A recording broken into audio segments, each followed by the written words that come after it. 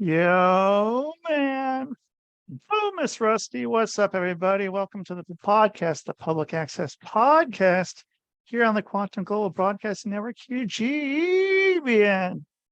Yeah, thanks for being here. And I don't know, I guess I'm not going to talk about the sponsors or other shows. So yeah, just go to QGBN, anywhere you find your stuff. And thank you. So, hey guys, it's Wednesday. It's 10 o'clock in the morning here on the East Coast. I'm not sure where our special guest is from. So we're going to find out, I guess. That'll be my first question. I usually like to know, just out of curiosity. It's probably something I could look up online. You could look up online, but I like to ask it. And probably it's been asked in other podcasts, but I like to ask it. I like to know. This is my show. Gosh darn it. So you guys, thank you for being here. And you guys, you can leave a message here if you want on the show. I'll play it. Give me a call. It's my phone number. You can even have that. 503-974-6420. Leave a message, or don't leave a message and be all like,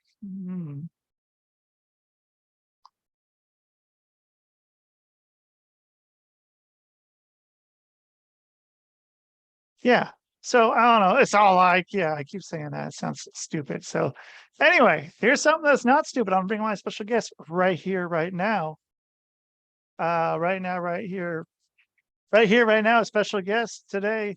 We have Rex Sikes coming on here at some point. I think he's going to. If not, I can just talk about whatever. I might have came on a little early. I said, okay, yeah. I told him 4 minutes, but I ended up changing up what I'm doing for my interest. So now I'm making like 2 minutes or so. So Rex, thank you for being here and being here on the show. I appreciate it. Good to have you. Rusty, thank you for having me. It's a privilege and an honor, and I'm thrilled to be able to speak with you and your viewers. Absolutely. Yeah, thank you. And so you have a Hawaiian shirt on today. Where in the world are you? Are you just a man who likes leisure clothing, or are you in Hawaii? I'm actually in the Midwest, and I go back and forth between the West Coast and the Midwest, where I live. I moved here from from California to raise my children after a divorce, so that I could be a dad with them and not be a summer dad. So I still go back and forth, and I wear a Hawaiian shirt. You got a moment? I'll tell you a quick story. I have as many moments as you need here. I was 18 years old. I got a job writing screenplays with a woman in Beverly Hills, and she wanted me to stay at her home and to write, so that if it's 3 o'clock in the morning, she and her husband wanted to write, I would be there. I was like their sounding board. I was their muse, whatever. And that was in the 70s. So we'd just come out of the hippie days, and the punk hadn't quite happened, and the disco was there. And so, wearing the clothes of that era were pretty tight shirts and pretty tight pants and patent leather shoes and, that kind of stuff. Sure. So she looked at me, the first day we met, and she said, God, aren't you uncomfortable in that? And I said, no, I'm fine. So after about a week, she said, you can't wear that in this house.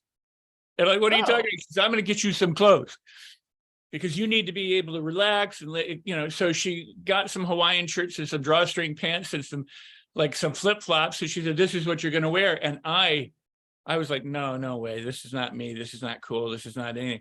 I was so embarrassed. And she would take me around. She'd take me to the Rose Bowl flea market and different places and introduce me to celebrities and everything. And I'd be sitting there going, I don't really dress like this or anything. And okay. I know it sounds crazy now, but at the time, it was just not, something new. And, but after a while, I got to like it. I really got to like it, and I really enjoyed it. And I've done a lot of corporate training and keynote speaking and associations and conferences and on stages, and I always had to wear suits and ties and dress up. And so in corporate trainings, I always made it my personal challenge to see if I could get out of my suit, out of my coat, and into a t-shirt, maybe even take off my shoes within a half hour or so of beginning a training. and to get them to do it too, as a way of saying, look, you know, I know there's corporate culture and you can do that, that's fine, but in this room, I want you to be comfortable, I want you to relax, I want you to cut loose, I want you to let go. And the reason for that is that a lot of people can buy very expensive clothes, but the inside of them is not very expensive. In other words, there's a lot of empty suits walking around teaching and training and selling and buying and doing all these things. You know, it was always the clothes make the man, but that's not true. It's the man makes the clothes, the woman makes the clothes. If you're a person of worth, it doesn't matter what you wear. There are plenty of millionaires and billionaires who dress as hobos because they don't want to be recognized as a millionaire or billionaire, you know, and Right. so that they can walk among you. So I dress comfortably, and I have friends of mine who go, Rex, you got to put on a suit, you got to do the thing, you have to be like everybody else. And I go, no, I don't. What I want to do is I make goofy videos on TikTok. I broke my tooth, you know, and I'm waiting for an implant. And so I make fun of that. I do these silly things. I'm with my dogs and people go, well, why would you ever do that? I go, because I'm a person just like everybody else. I share some really powerful, positive, productive things that you can use to transform your life. But when it's all said and done, I put my pants on one leg at a time. You know, You haven't tried to? one at a time. I mean, it's not about being better or trying to impress people with my clothes or with cars or jets or homes or jewelry or trophy spouses and things like that. It's about going, you know what, I'm just like you. We're in it together. Why don't we sit down, have a cup of coffee or whatever it might be, and let's talk. It's to be approachable, not be, you know, not be some icon up on the stage that's unreachable. I mean, have you ever gone in and you've had those, I don't know if it's been a conference or some job where it's a sales thing or something, and someone's like, oh, okay, here's the keys to my BMW, and throw it down, and but then you don't know what they're doing. You don't know if they're in debt for all this and they're just having that just to put on this facade, and they're like, okay, this is all I have. The BMW is me. I am not, I am only as worthwhile as my car keys. Do you know, I've driven some really fancy cars in my life. I've never owned one because as I grew up, all a car was for me was a method of getting from one place to the other. It's a box with wheels and I don't really care. As long as it fulfills its function, the form doesn't matter. I don't to pull up in a fancy car so that people go, oh, look at that car, that guy doesn't do anything for me. And I know it does for other people, but here's a really important thing. There's so many self-help people out there who are sorrowfully misinformed, or they're deliberately lying, or they just don't know any better, is that they tell everybody, look at what you can have. You can have a, I mean, I get it because desire is fine. It's good to want things. We innovate because we want things to be better, or we want to get away from things that aren't, comfortable for us. So there's nothing wrong with desires, but they put up these cars and the jets and the clothes and the jewelry and the this and the that and the everything else and go, look, you can have this. If you work really hard, struggle a lot, willing to re-sacrifice, sometimes they'll say, crush the competition. Sometimes they say, work with the competition, whatever it might be. But if you do these things, you can have those things so that you can be someone of importance. And I say, that's horse crap, right? Right. You are important. You can swear if you'd like to. Okay, well, thank you. It's horse crap. You can, or pucky, as they say, or pookie, depending on where you're from. But at any rate, you are important. You are infinite possibilities. You are infinite resources. You are infinite opportunities. You are already important, and you're valuable, and you're worth everything, and you're worth all of those things. But you don't have to struggle. You could. You certainly, you're welcome to if that's what you want. But Napoleon Hill and thought leaders, including myself, have always said it's think and grow rich. It's not work hard and grow rich. And if you understand that work of Napoleon Hill and the Laws of Success, which so many people don't, because they take it as this serious book about persistence and commitments and dedication and this and that and the other thing, and if you don't take action, there is that. But it's also about vibration and fun and delight and enthusiasm and pleasing personality and cooperation and harmony with yourself and with others and the universe. So it's a very spiritual book and a very spiritual approach that even a lot of the people that teach it don't get it. They make it this think hard and grow rich as opposed to think and grow rich, and so my message is a very simple one. It's not about me. It's about you. It's about what you want and how you can get it and how you can do it through fun and delight and ease and less effort and make it swifter. Because in a nutshell, people want to get somewhere. They want a destination. They want to, when I was a kid, my parents would travel to Texas and to different parts of the country where we had relatives, and I would lie in the backseat going, are we there yet? Are we there yet? Are we there yet? Are we there yet? Like many kids do. Sure. Getting there sucked. Being there was fine. Well, here's the thing. If your destination is a house, a car, a relationship, a lot of money, a successful career, fame, whatever it might be, you may or may not get there. I mean, you could die before you get there. Something could interrupt you, or you just never get there. So what's the alternative is to make the journey to getting there absolutely fabulous. Because then if you get there, you've had a fabulous time all the way. And if you don't get there, you've had a fabulous time until you don't. And this is what people miss. They want you to struggle and hard and do all this stuff and sacrifice your family and your friends and your free time and everything, by that concept. And then how many people get to the end of their life and go, I should have worked harder an extra day? Not many. I don't know. So. Yeah. And I'm with that. I mean, are you getting people that are like, so most of your clients and people that get your book or come to your speeches, are they already in this mindset, or a lot of them more in the well, you need to change their mindset? Because I mean, if you're going through that much of your life, just going, it's going to get better. I mean, it's stupid. I tried that when I was in my 20s. I got about halfway through my 20s, and then I stopped that, and I changed my thinking, and I doing what I want to do, and but it's working. It's working out now. It's so, I mean, and it's hard to tell people that, because I don't think people want to believe it. Just because of what they've been, you're right, that's ingrained in their mind.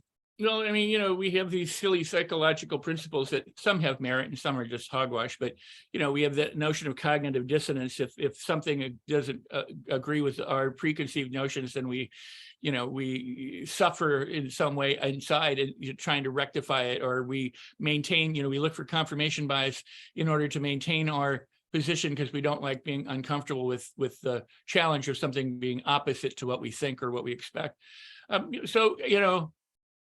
Anything is possible. I attract people from all walks of life, all around the world. Some are the people who need or want convincing, but most of them, what I do is I put out a particular vibe. I don't want everybody. I don't, I'd love to help all 8 billion plus people on the planet. I'm willing to do it. But I attract certain people. I attract very smart, very wonderful, very positive, very powerful people who want to improve their lives, as opposed to just fix things to make their life manageable or tolerable. I've done that. It's like medicine, is remedial, and for the most part. You fix a broken leg, you repair a tear, you do something. It's not very holistic. It's not very it doesn't promote health and well-being as much as it promotes repairing a problem. And what I do is promote health and well-being.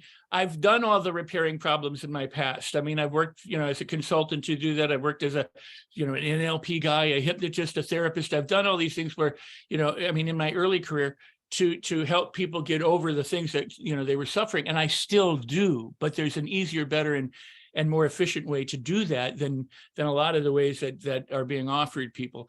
So I attract people who, it's like an athlete who wants to be an Olympic contender. Yeah. They are not looking for somebody to fix them. They already perform pretty darn well. They want somebody to take them to the next level. They want somebody to make them the champion. That's the kind of people who come to me. And I'm really, that's the vibe I put out.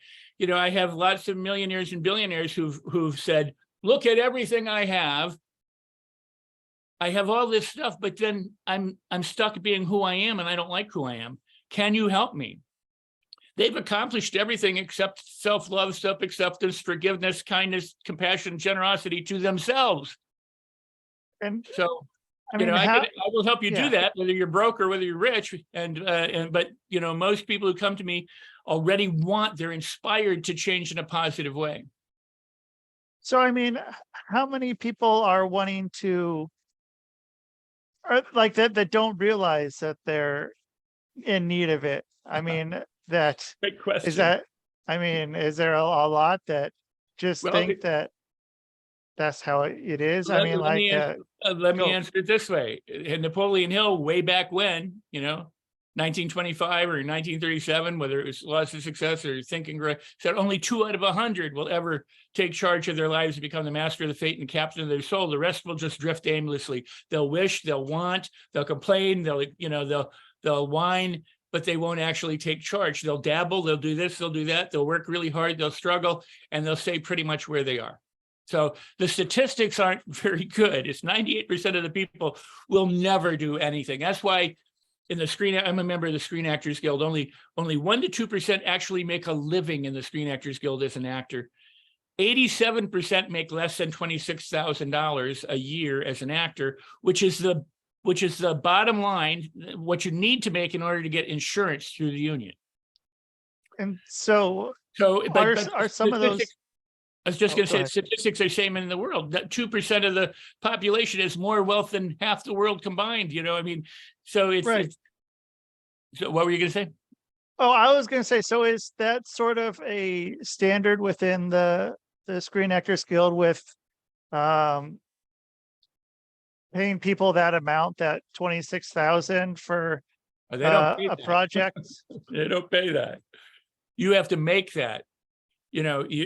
Actors pay dues. Whether they pay, like, say, $100, you pay it twice a year, whether it's $100 or whatever the lowest is, up to, I think, $5,000 a top. So you have this tier depending on the kind of money you make. So an actor who makes $500,000 a year will pay the same amount of dues as a person who makes $50 million a year, which is not fair in any way, shape, or mean. But that's how things are set up.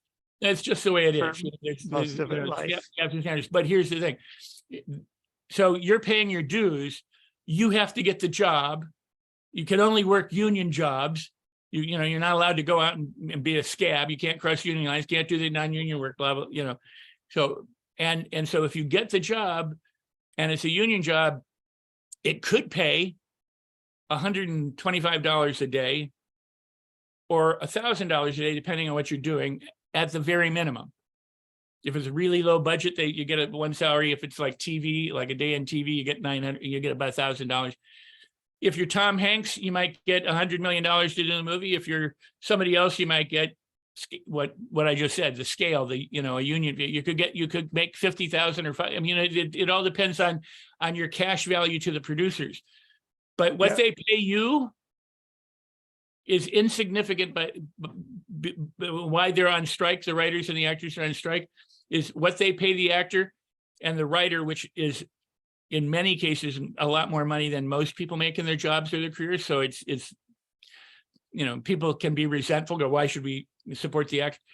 Right. At the same time, an actor might only work once a year.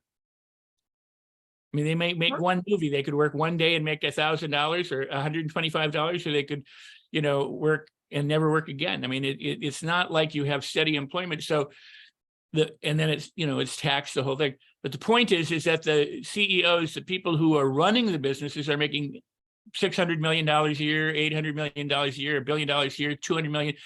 But that's not happening for the other people. But yeah, like I saw some of the people who there was, like, with The Office, I think there was a guy that I think he was saying that, like, when because they on Netflix, they made the people who were on top made a bunch of money off that, but then he didn't get any extra royalties and stuff of that nature. That is the problem. I made a movie back in the 70s that was very popular. We played everywhere, all over the place, and but it happened prior to the strike of like 1980 or 81, I guess it was. And so HBO came along and they wanted so many free showings, and everybody wanted free. I mean, we made almost no money in the residuals, and everybody else made tons of money off this movie. And we didn't see any of it. Yeah. And they re-released the movie a few years back. I worked with the director for about a decade to get this movie re-released. And the people who re-released the movie made money again, but we didn't make a dime off of the re-release. So, I mean, the issues are, if you do a job, if you're a factory worker, or you work in a doctor's office, or you're in a librarian, or you're a chef, or I mean, any noble jobs that you could, every job is noble. I mean, somebody needs to do it. Well, yeah, I guess. Well, but let me here. When you're on a movie set and you see, like, nowadays they can do it with CGI and special effects, but in the old days, if they had to do a ticker tape parade, for example, in New York City, they did a ticker tape parade. They threw all this stuff. Somebody had to clean it up. That person was just as important as the people who were making the movie, because if they didn't clean it up, the movie would never get made. If somebody's not picking up the crap off after the horses or the cigarette butts off the floor, you need to understand that a movie is a cooperative event, and not all people approach it that way, but it's cooperative. And the lowliest person is as much important as if you think about how movies started in the old days, they got a camera, and they would crank it and you couldn't move it. And so they would set it down, and it had pretty much outdoor sets. So they would go, this would look better with a plant. We need a plant. So they would stop, they'd run out and get a plant, and they'd come back to put the plant in there and go, oh, this would be better if we had a cat. Let's go get a cat. So they'd stop and they'd go get a cat, or would you go get a cat? Well, ultimately, these all became departments. They said, we need somebody who can get plants, who has props, who has the set, who has the electrical, who has the, the makeup and the hair, so that we don't have to stop everything all the time. And every department, acting is a department, directing is a department, lighting, cameras, all departments are all as equally important as the other ones. They just don't get the glamour like some do. Right. And I mean, they don't get any back end points either. Then they don't get any of the residuals. They just get paid straight up. No, because they're not seen. And that was my point about noble jobs is, if you do your job in a dental office, the effect you have could be astounding. You could be affecting tons of lives positively or not, but hopefully positively, but it's not on tape. It's not recorded. It's not for resale. Right. But an actor, a writer, a director, is somebody who puts their work out there. An author, is somebody who speaks or teaches or trains, puts it out on audio or video or whatever, is putting something out to be offered repeatedly. And they've created it once, but they may sell it multiple times. Well, if the person who's the content creator or the main celebrity star in it, or the lowliest actor in it, doesn't get paid, but the big companies get all the money off of it, well, then all they've done is created their content and given it to somebody else to profit by.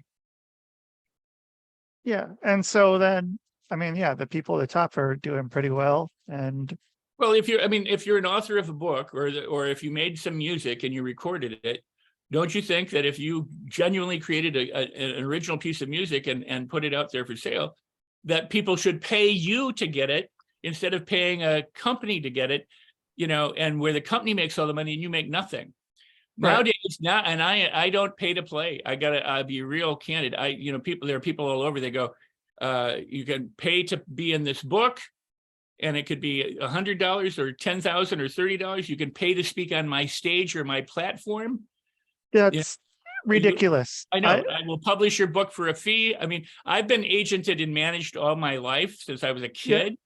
People put me out there. I'm a puppet. I go, tell me where you want me to go, and I'll do my thing, but I'm not going to pay to do my thing. I've paid my dues to be where I'm at. I've worked for free. I've done all sorts of things in my life. I've given tons of stuff away, but I'm not going to pay you. And this happened ago. They used to fly us around as speakers and put us up and dine us and all this kind of stuff. And then one day they decided, no, we're not going to do that anymore. You can sell your books in the back of the room. Well, if you could sell your books in the back of the room, that was great. So you paid to get there, you paid for your hotel, you paid for everything, and then you went and you tried to sell your books. If you didn't sell anything, you're out in the hole. But there were some people who could do that, who were very well off, and they could also sell their books. So somebody might walk away with selling $250,000 from a platform of merchandise. Well, then the providers went, well, wait a second, we want to share in that. So you can come and sell your books, but we take 40% or we take 60% or whatever for the opportunity for you to do that. Sounds like pro wrestling. I don't do that. I don't do that. Right. You know, Humphrey Bogart said this. He said, if an actor owes his audience a performance, then what he owes himself at the very least is integrity. So that's why he would do everything. That's why I don't do just anything or everything, because I go, I have to sleep at night. I have to feel good with myself. I want to be, you know, who I am and what I am, why I wear the Hawaiian shirt and why I go around with a broken tooth. You know, it's because what you see is what you get. If you don't like it, you don't like it, because I may not be for you. I may not be for everybody, but if I am, feel free to come. We'll sit down, we'll talk, we'll shake hands, we'll hug, we'll play, whatever, and I can help you transform your life. Yeah, you're somebody's people. And that's great. And I mean, you don't need everyone to like you, and everyone's not going to like you, and that's okay. But the people that do like you connect with you on a much deeper level, because you're being authentic to yourself and authentic to them. Whereas you're not trying to dead end what you're doing by trying to appeal to the masses. Because obviously, it's much more nice to be liked than not to be liked. I mean, I'm not out there trying to step on people's toes and make them not like me. Sure. I am willing to stir the pot or be controversial at times, or be provocative, or try to poke holes in what's going on, because what awareness is about is what are our blind spots. Because if you don't know what your blind spots are, if you don't know what your biases and your prejudices and your automatic conditioning is, and that's what I'm good at. I mean, this is my area of expertise. I've been doing it nearly 50 years, is that we are patterned. We have these neural pathways that are all laid down and conditioned of thought habits, of feeling habits, speaking habits, behavior habits, and they operate reliably and automatically and outside of consciousness. I mean, you and I don't even know how we go and get a drink of water. We have the muscle memory. We have the intention, right? It's cell memory, it's muscle memory, it's all that. But just to pick up, I have a cup of tea here, but just to pick up a spoon, I don't do that consciously. Right. I do it unconsciously. My body does it. My brain does it. Everything does it. I just go, I got to pick up the spoon. Now, I have a friend, I write about him in my book, Life on Your Terms, Jamie Nieto, who's an Olympic high jump champion. In fact, in 2016, he was the oldest high jump competitor. And he was in 2008 and 2016. He missed 2012, but he did. But besides the Olympics, these people, Jamie, and by the way, his wife is a Olympic champion as well. She was a hurdle jumper. She's also been on America's Got Talent. So Jamie and Siobhan. But hurdle jumping? Hurdle jumping? No, not for singing on. Okay. So she's got to learn how to sing and do some triple jumping. Then you're right, where she sings and jumps at the same time. Oh, but I mean, amazing. They're amazing people, amazing couple. They got 2 adorable young children now, and he's a writer and an actor. And but in 2016, after the Olympics, he was teaching some people to do a backflip, and he demonstrated it, and he slipped on something when he landed, and he ended up paralyzed. Quadriplegic. He could move a little bit of his left pectoral muscle, and that was it. So here's an Olympic champion. He's like 35 years old, or 36 years old, and he's now quadriplegic. And when I found out, I messaged him and said, Jamie, with your mental conditioning and what you've done all your life, if anybody's going to walk again, it's going to be you. And he said, Rex, as a matter of fact, I'm beginning to show improvement. I'm being able to do certain things. Well, he said, and I write about this in the book, but and I invite people to read it. He wanted to walk his bride, because they weren't married yet, down the aisle unassisted. So that was his mission. A year from then, when they were going to get married, he wanted to be able to do that. Year from the accident? Yeah. Wow. I saw him, well, it was a little longer than the year, but when, because he got married in the summer. The accident, I think, happened in April, kind of thing, the preceding year. It was either, and I might be thinking wrong, it might have been a year or 2 years. I don't exactly remember. I did see him, I think, 8 months after the accident. We met in a restaurant in the LA area, and I sat inside and I saw him get out of his car with a walker at this time. And it took him, I'm going to guess, what would have taken you or I or most people under a minute to get from the car, maybe a minute, 2 minutes to get from the car into the restaurant, took him over a half an hour. with his walker, with his fiance, with other assistants, because he had to consciously, deliberately, with intention, move every part of his body, his hands. He had to move the walker. He had to be able to move his legs. And I watched him do this. He came in, we spent an hour or two together with, lunch, and then he got up to go out. That was his life, but he was used to training himself as an athlete, which most of us aren't, right? So he was willing to put in the work or the dedication or the commitment. The attitude was, I'm going to do this. I'm going to make this happen. I can do it. And because he's a man of faith and he believed in himself and he believed in his God, he ended up walking his bride down the aisle unassisted. And he performs on, he's in a TV series, he writes, he does everything. They would put him as a bartender in a show and they put him on a stool so he didn't have to move around a lot. But he has reclaimed his life, fathered 2 children. They have a wonderful relationship, and he's continuing, but he's continuing because he understood the value of conditioning. And most of us operate from conditioning by default. And it's the stuff that we don't want. It's the okay, ho-hum, or the things that really suck. And sometimes it's nice, but we're not aware of it. And so when he was paralyzed, he had to become aware of how to move again, which is something you and I do without thinking about. Can't even think about it. We can't. How do you think about trying to pick up a spoon and all the muscles and everything you have to do? Where does it originate in you? Right. So somewhere. So I know. I mean, so for me, what I do with people is it's the blind spots that they don't see, the holes in their thinking, the holes in their feeling, the holes in their behaving, the holes in what they say, or how they affirm horrible things for themselves instead of wonderful things for themselves, because they don't even know that they're doing it. And how much of that is what is actually making them, like them thinking that subconsciously or unconsciously that they're not, cut out for whatever that they truly want to be? I mean, how does someone get past that? Or does it just, or they not know, or do they just, just not happen? Like you can't go back and undo everything. You can't go back and change every thought and everything. So what you have to do is start with what it is that you want to accomplish. I say forgive yourself for everything, because you did the best you can with what you had, with what you knew at the time. You can't be expected to be 10 steps ahead of yourself if you're not 10 steps ahead of yourself. You are right where you are. So we make mistakes, we do good things, we live life just where we are, which is eternally present. What happens is most people who are here right now in their physical being are mentally in the past, where it's either the past sucks, they're wounded, they're broken, some terrible thing happened and they carry it around for 5, 10, 15, 50 years, or the past was so good that the present pales by it. Oh, the good old days, the wonderful days, nothing is ever compared. I was great back then, now I suck. A lot of stars, a lot of athletes, a lot of people have that kind of thing. Back when I was a champion, now nobody wants me. Celebrity is a bell curve. You go up one side, you get to the top, and you come down the other side. And some people, when they're sliding down the other side, are still trying to, they're not going, let's make the best of this slide. They're trying to stay at the top and fighting the fact that they're not wanted, and so they create more problems because they don't realize that they could be doing something different that would bring them a better, productive, more wonderful experience.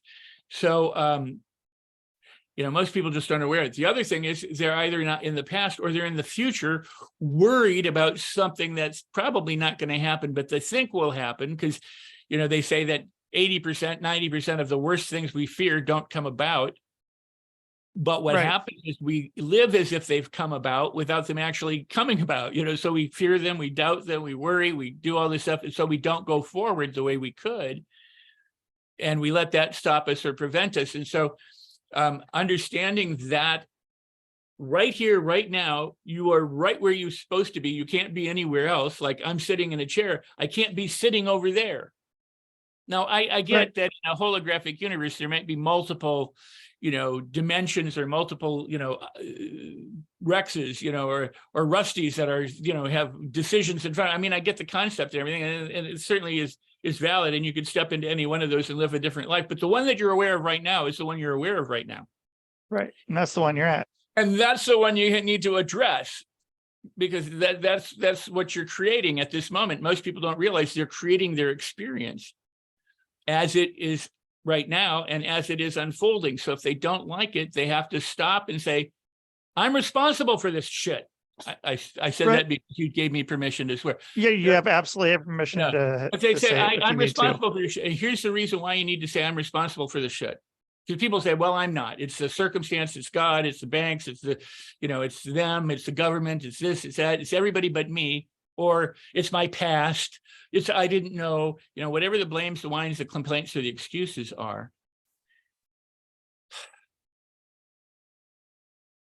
You have to understand that when you take responsibility for creating the shit, you tap into your power.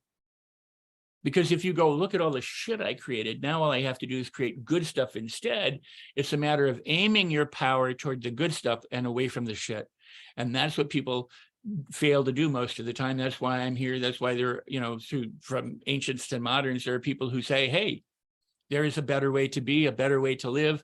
You're perfect as you are. If you want to accept that, that's fine. If you want to transform it, that's fine too. In other words, nobody's saying you have to change, but if you want to change, you can. Right. And innovation comes from discomfort for the most part. We have refrigeration because it was too hot. We have heating because it was too cold, or we put on coats, or whatever to change our circumstances or to change our stuff. But what most people need to do is change their reactions, change their conditioning. And Jamie, my friend, was conditioned himself during his lifetime to have a champion's attitude, and then to pursue that physically to get to the very top of people, because, think about that. People who are Olympic champions train all their lives, and then for every 4 years to perform for maybe a few seconds. Yeah. A few seconds, maybe a few minutes, right? And then if they medal, they medal. If they don't, they don't. And then they do it again, or they do something else. Many of them go on and compete in other places around the world, or they teach, or they do. But the point is they understand the value of coaching. They understand the value of conditioning. They know the importance of attitude and mindset and how to become unstoppable. And that's what got Jamie through, was his attitude, his faith, his certainty, his will, not just the hard work, because the hard work wouldn't have happened if this wasn't there first. And I think that's so. Oh, go ahead. No, and if he wasn't doing it in his head and his heart, he wouldn't be doing it in his words and his body. And so much of what happens with being able to put the blame elsewhere, you're always gonna have that crutch of that it's still not all my fault. So then, you can't put all that stuff into you. Like, if you accept that as all your fault, I guess it's not the best word for it. All your experiences because of you, that you can change that. But if it's always, oh yeah, like I was getting screwed over, like that was not my fault. Like I did everything perfect. There's no improvement there. That's just always just going to be sitting there spinning your gears. Or even something like going back, and if there's trauma or something in the past, and just always blaming something else for any of that going on, and not wanting to move forward with it. It's very much a part of our culture. It's very much a part of religion. It's very much a part of politics. It's very much a part of media. It's very much a part of psychology. There's something lurking in your background that's preventing you from doing this, and so blah, blah, blah. You're broken, or you did this, or your inner child has been wounded, and blah. Okay, you sabotage yourself. I talk about that in my book. There is no such thing as self-sabotage. And reason for that is because the brain only works in one direction. It can only do what it's learned to do. Your brain doesn't judge you and go, Rex or Rusty, you should be doing this, you should do it. You might do that, I might do that. We talk to ourselves, but the brain doesn't do that. The brain just does what it learned to do. So if it learned to smoke or overeat or bite nails or be an Olympic athlete, that's what it does. Now, if you decide you want to change it and stop smoking, your brain goes, whoa, whoa, whoa, wait a second, you're a smoker. Yeah. You're a smoker. I'm going to smoke because that's what I do. And you go, no, you're not going to smoke. And then it says, yes, you are. And you say, no, you're not. And it says, yes, you are. It's not sabotaging you. You're sabotaging it. Yep, by If you trying to learn how stop to these learned cooperate with, processes. if you learn how to cooperate with it, then change becomes easy. And why I wrote the book and why I do what I do is because it doesn't have to be hard. It can sound like you don't have to be an Olympic athlete. You don't have to put that dedication. You know, you could, and I think it's desirable. But I wrote the book because it can be fun and easy and delightful, and you can take tiny little baby steps, because baby steps taken consistently in the right direction can lead you all the way up to the top of Mount Everest. So it's the consistency, and you're not going to do it if it's not fun and delightful. If it's painful and it's a struggle and it's hard and it's all that stuff, you're probably not going to do it, because most people don't like to self-flagellate. They don't like pain and suffering. They want something to be better. I mean, the reason why we don't change a lot is because we don't want to leave our comfort zones. A comfort zone can be something where it's excruciatingly painful. We suffer and wallow and whine, but that's what we know. It's familiar. It's a habit. But leaving that and doing something different is far scarier to some people than staying and suffering. So I wrote the book to help people to change, because Jesus, I'll quote Jesus, said, or the Bible, it says, unless you become as a little child, you're not going to enter the kingdom of heaven. Well, what is a little child? And I have been arguing this for 40, 50 years now. A couple of things. One is, in the 70s and 80s, my work in 90s, I got criticized in books because I said the point is to make the placebo effect conscious. Meaning, what is the placebo effect? It's not the pill. It's not the substance. It's the belief. It's the attitude. It's the expectation that what you're doing, whether it's a legitimate medicine or one that you think is legitimate medicine, can help you. And or if you think it's not going to help you, it won't help you. There's a placebo effect. There's a nocebo effect. And when I started, the nocebo. Right. When I started, there was a handful of studies on placebo and beliefs and, neural wiring, and there was no such word as neuroplasticity, but we used to say, you can grow new neural pathways. You can learn and develop. Your brain is not a computer. It's not hardware. It's not a jar that's filled. It's like a growing, living thing. It's like a jungle. And the more you nurture it and the more you tend to it, the more it will grow. And we had that based on experience. People come into my workshops and I say, go roll down a hill, go skip, go dance, become like a little child again, because little children learn more through play and delight and laughter and smile. They learn hatred. They learn intolerance. They learn to be frustrated, angry, and fearful from the people around them, from the experiences around them, from primary caretakers and media and everything else. But we're not born like that, right? We might come with a little baggage, DNA predisposition, but even then, what science is telling us now is that it's not that big a deal to come in with the predispositions. It's what you do with it and the environment and how that intersects that makes a difference. So the placebo is one thing. The other thing was, I would get people to laugh and play, to sing, to meditate, to dance, to do these silly things, to do cartwheels out in the, we had a 100-acre retreat center where people could go boating and they could walk and they could ride horses and they could do cartwheels and roll down hills. They could do blind trust walks and falls and all this kind of stuff. But it was play, it was fun, and people say, you're not taking personal change seriously enough. Exactly. And I would go, yeah, you're absolutely right. And these people are transforming their lives. They're having an experience of what it's like to be free. They're liberating themselves from the conditioning and the thinking that's held them back. And they're doing things in their own best interests. And they're leaps and bounds. So here's what comes out now more recently about learning. They go, oh, it takes 10,000 hours to be an expert, or it takes 400 consistent repetitions in order to develop the neural pathways, unless you do it through play, which takes 10 to 20 repetitions. So I go, okay, I've got all the arrows in my back from being a champion of this stuff for 40 or 50 years, and so as maybe some other people do. But the point is that you learn more through play and delight and fun. And so what I want to do is I want to offer that experience to people. And there are boot camps and places where people can flagellate themselves and beat themselves up, and the no pain, no gain people. But it doesn't have to be that way. And that's my message. And what I don't do, I'm doing it more here now because we're talking about it. I don't talk much about myself. It's not about me. It's about you. It's about the people who are listening to us right now and watching us right now, and the ones who want to make the changes and the benefits that they get from practicing the stuff that I'm offering. It doesn't matter whether I'm in the Screen Actors Guild or wearing a Hawaiian shirt or have, a car or not.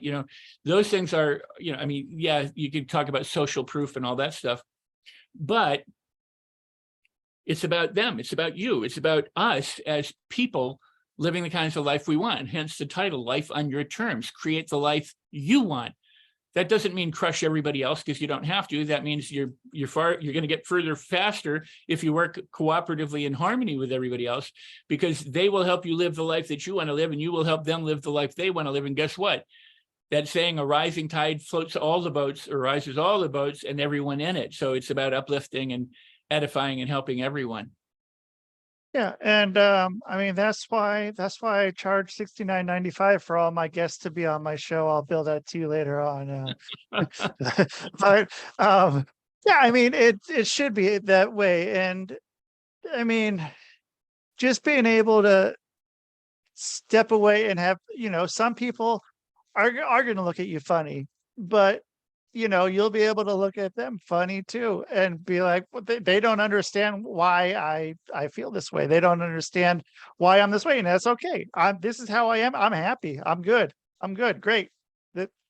Well, what I was talking about when I was 18 years old and I got Hawaiian shirts and drawstring pants.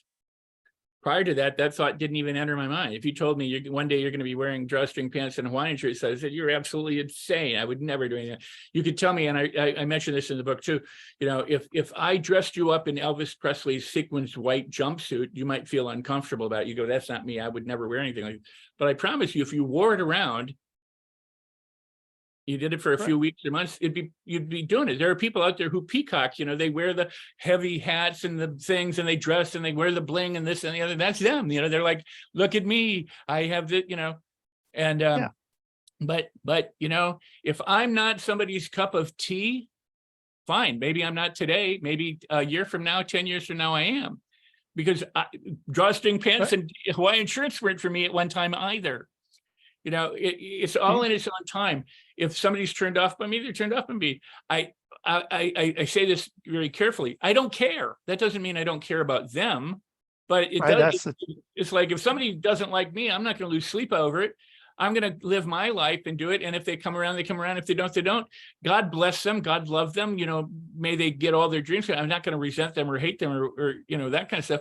The world is enough places. There's, it's big enough to include all of the choices that we have. And hopefully, though, people will pick more choices that are peaceful, joyful, loving, kind, accepting, generous, compassionate, as opposed to anger, fear, hatred, intolerance, and the rest. So, yeah. And I mean, so the Hawaiian shirt and drawstring pants, they green eggs and hammed you. And that's how I am. I feel with those Crocs. Like, I was like, these are the stupidest things, and then I wear them, and now I just wear them. So like almost all the time. That's just kind of like, yeah, I'm not going to wear this. This is dumb. But then now I'm wearing it, and I like it.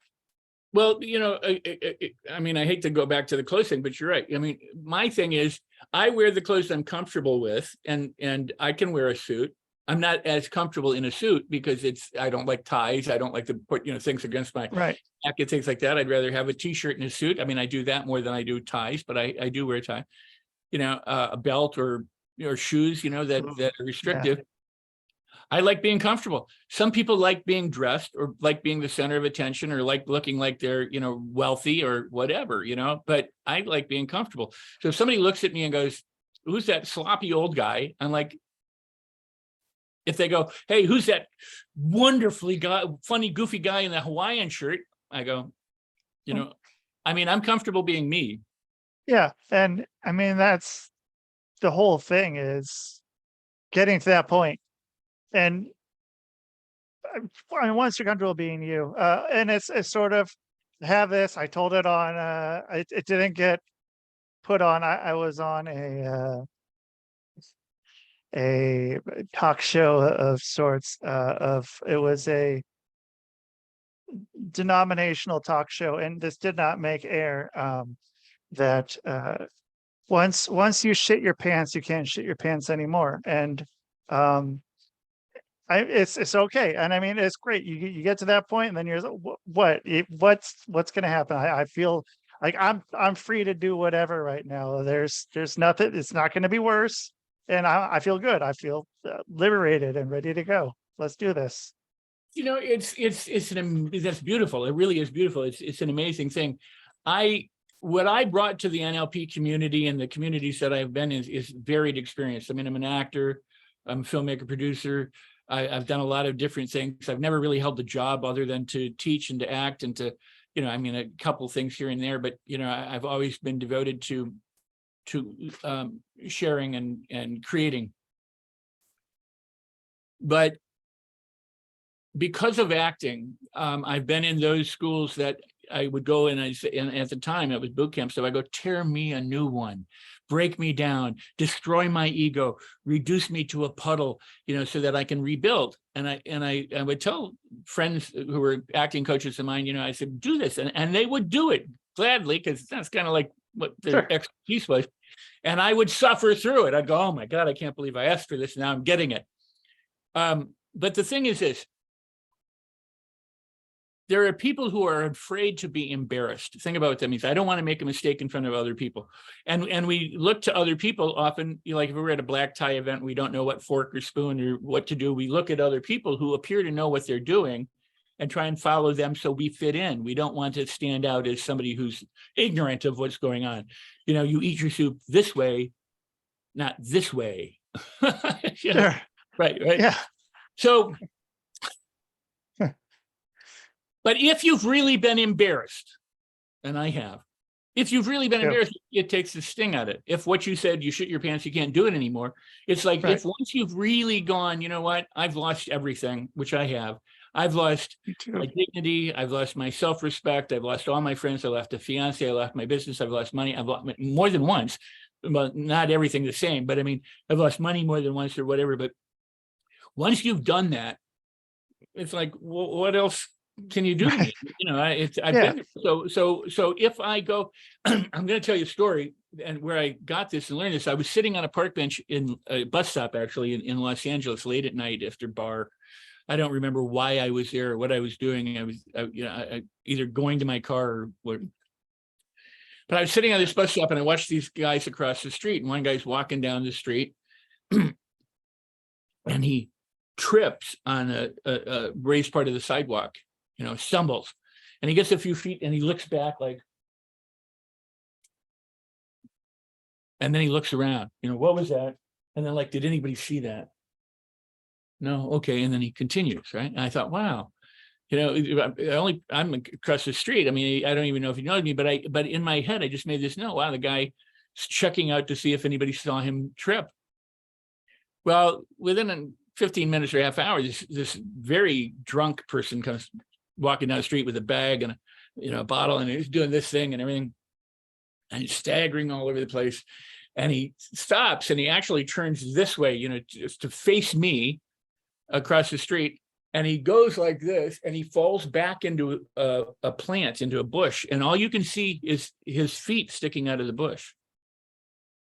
So he's, his head and back around the ground or somewhere in there, and a few seconds go by, and you hear beautiful, and he cracks up and he laughs and he laughs and he laughs for 5 or 10 minutes. He's pulling himself out of the bush. He's laughing and he goes staggering down the street. And I'm like, that's how I want to be. I don't want to be drunk to do it. I just don't want to care. I want to celebrate life. I want to live where life is joyful. I don't want to be the guy going, somebody see me make a mistake. My whole life is over. And the other thing is Shelley Winters, in the actor's studio and things like that, they were challenged to how severely can you humiliate yourself so that you get it out of you, and I won't go into her story, but the point is that, as actors, those were the kinds of things that sometimes we faced. I went to other acting classes that said, we're not going to do any of that. We're just going to deal with, how you appear on camera or how you appear on the stage. And because what I wanted was, in acting class, they had you go into your pain and your suffering and everything. And you hate it, right? I mean, because you're in there every day digging through stuff. In one workshop, the director of the workshop, who's still a friend of mine to this day, and I mean, I love him, would say, okay, go into this, and the people who do it, they'd be on the floor, writhing in pain, crying, screaming, whatever, wallowing. You go, oh, okay, it's 4 o'clock, gotta go. And he'd leave. The workshop was over, and they'd be like completely, psychologically devastated or whatever. No, Right. no, here, build yourself back up, pack yourself back up and go. It's just like, okay, devastation and bye. So I decided that I wanted to have an on and off switch so that whenever I was the camera, the director said action, I was the character. And when they said cut, I was me. I didn't want to be Abraham Lincoln for 6 months or Charlie Manson for, as long as it took to be. I didn't want to be the crazy person on the set that nobody liked because I was the whatever. Right. And you don't have to be. I mean, it's kind of crazy anyway, because when you think about it, Stephen Railsback, who played Manson, or people who play Dahmer, they're not out there killing people. Probably. Well, I mean, what I'm saying is hopefully, Yeah. Probably is a good word, but hopefully they have enough disconnect to know that even while I'm doing this method and I'm saying I'm this character and I'm staying in character for, 8 months or whatever it is, they're not actually being the character. Yeah. You don't want to,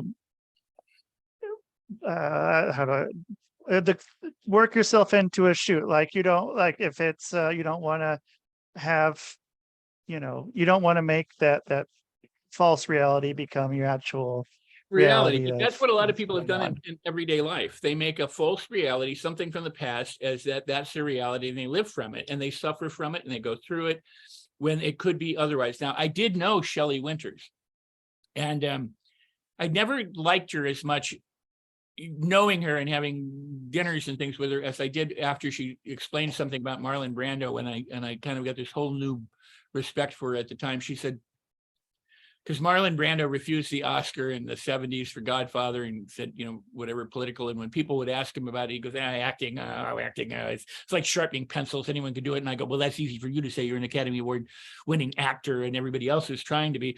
And you're going, it's like sharpening pencils. And I'm thinking it's the best thing that's ever happened, right?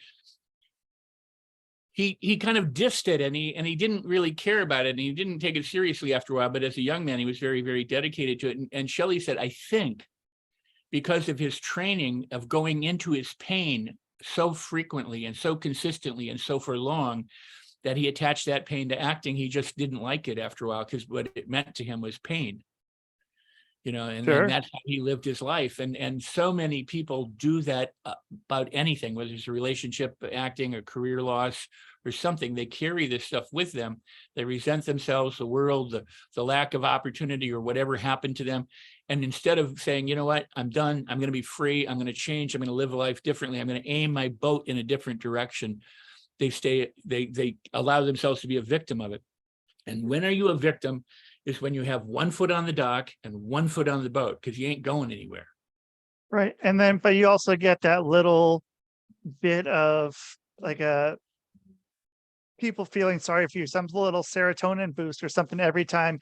And it's like, it's a cheap one. It's it's not like a real, it's not a real feel good. It's just something that's just going to pacify you until the next time you need it. And then you can tell this sob story rather than taking it in for yourself and, making yourself just like go to something, go to what you need to be at.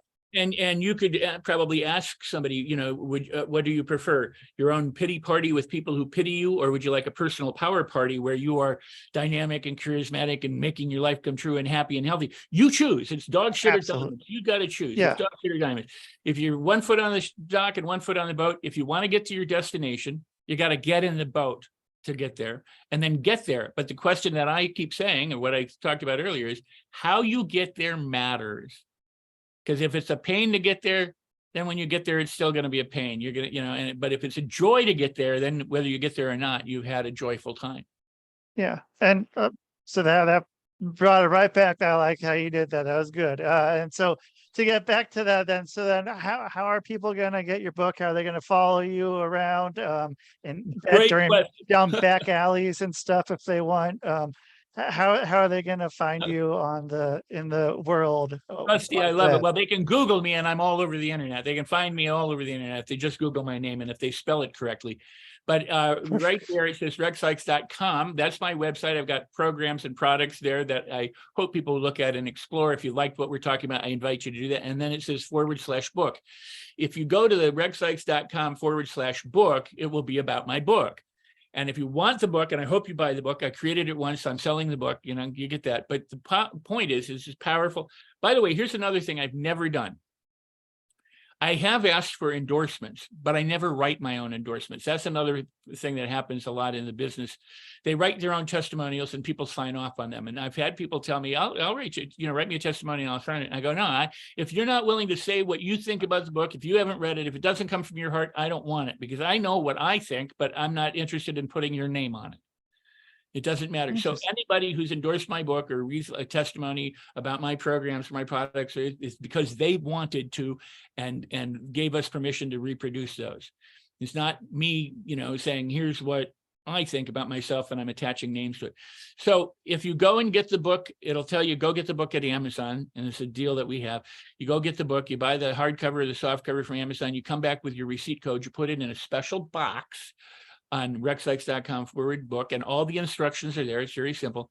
You will get immediate access to a $497 valued training that I'm giving you as a bonus on. It's called the Mastery Loop. It's something I've been teaching for almost 40 years or more. And it's about mastering your thoughts, your feelings, your speech, your behaviors to get better results, whether it's a talent, a skill, and ability. You know, and it's how you do that with more fun and delight and the innocence of a child. Because when you play, it takes a whole lot less effort to become good at something than if, I mean, and lastly, just think about it this way. My book is a study. I hope you study it. I hope you buy it. I hope you read it. But if you just read a book to finish it and put it down, it's not nearly as valuable as if you read it and apply what you learn. In the same way, you can sit and you can study something and get tested on it and do well on a test or do poorly on a test, and all you've done is memorize things. But if you read a book about playing basketball and you've never played basketball, you don't have any experience of basketball. You want to get good at playing basketball, play basketball. And if you love it and you want to play it and you enjoy playing it, you'll get better quicker because you enjoy it, because it's passion, it's fun, it's a play for you, it's delight. And then you'll play it because you want to play it all the time.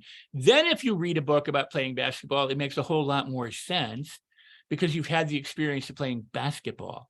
Now you can hone things and correct things and use practices and principles to do it.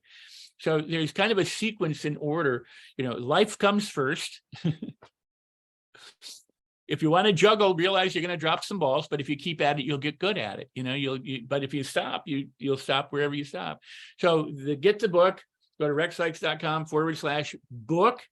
And I do say, get it. It's a great book, and people who have endorsed it are leaving ratings and reviews on Amazon. They do it from their heart. They do it because they're convinced, you know, that what they're saying is important for the world to hear. And I appreciate that. Excellent. Well, hey, Rex, thanks so much. I very much enjoyed getting to talk with you and not know where we're going. So it's that's what I like. You're a great host. You asked wonderful questions and made beautiful comments. I mean, it's been a delight to be and an honor and a privilege to be here with you. And Thank you. I hope that your listener and your viewers, your audience continues to grow all around the world. And I hope that they come and contact me too. Yeah, I hope so too. Well, yeah, let's stay in touch, and I'll have you back on here in maybe a few months or something if you're up for that. Anytime. This has been a really wonderful time. Absolute. Likewise. Take care. Take care. All right, that's Rex Sikes. If you're watching this on YouTube or Rumble, you can check it out. How to get to his website is REXSIKEX. I said that wrong. These so many letters that are so close. REXSIKES.com.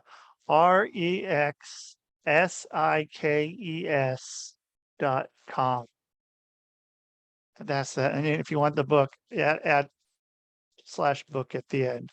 But you guys, thanks so much for being here on the Quantum Global Broadcasting Network. Check out other shows on the network, like When the Gloves Come Off, Thinking Man's Pro Wrestling Podcast, and This Is It with Lizzie and Saved by the Ben. Again, the show is brought to you by Fred Ben Savage's Fuck, Stone Reeds Productions, Hardcore Entertainment, Hypnosis is great. Sock them up. Go to sock'emup.org. Sock people up, give people some socks. People need socks. So thank you so much. Like, share, subscribe, download, do all that, pass it around. And that is the show, man. Boom.